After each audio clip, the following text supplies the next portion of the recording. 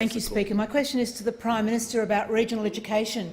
Prime Minister, in my electorate of Indi, 6.2% of residents have tertiary qualifications, against a state average of 17.8%. And this week the government agreed to all of the recommendations in the independent review into regional, rural and remote education by Professor Halsey.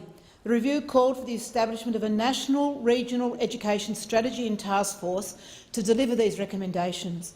Prime Minister, will you commit to establishing the task force, developing a national regional education strategy to improve the education outcomes of all regional Australians?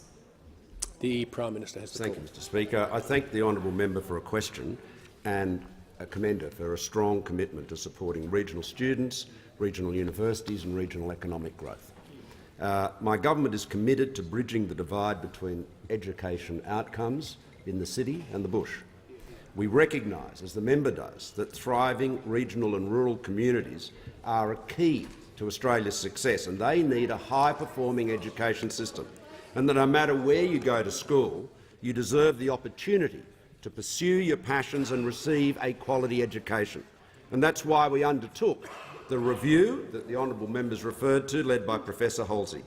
Yesterday, the government released its response to the review, and that announcement showed our commitment to delivering better outcomes and more opportunities for regional, rural and remote students. It showed our commitment to taking a whole-of-government approach to this issue, with the Deputy Prime Minister and the ministers responsible for education, regional communications, regional development, local government and social services joining together for the announcement.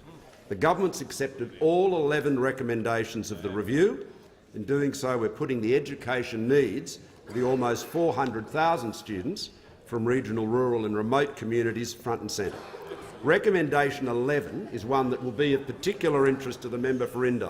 It's to establish a national focus for regional, rural and remote education to enhance access, outcomes and opportunities in regions. The government acknowledges that a one-size-fits-all approach to regional policy does not work, and I know the honourable member agrees with that. So we're investing in partnerships with communities to ensure that national policies are informed by local people living in the regions. Now, the government will undertake an annual assessment of the adequacy of the support universities offer students in regional, rural and remote areas on transitioning to higher education, including student accommodation, a key issue, and that information will be included on the National Admissions Information Platform. In the recent budget, we provided $28.2 million to expand accessibility to sub-bachelor programs in regional areas and $14 million to expand accessibility for bachelor students at regional study hubs. We're creating 500 new commencing sub-bachelor places at Australian universities and additional 500 Commonwealth-supported bachelor places for students. The Prime Minister will just resume his seat for a second. The member for Indi on a point of order. Yeah, just a point of order. A question of relevance. I actually asked about a national strategy. The Prime Minister has the call. Well, thank you, Mr. Speaker.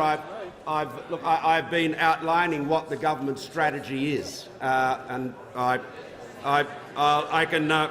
If the honourable member, I'll just complete briefly. In the short time left, Mr. Speaker, this is a matter of enormous interest to the government and to the honourable member. There's a lot more to be said and a lot more work to be done, and I look forward to working with her on it.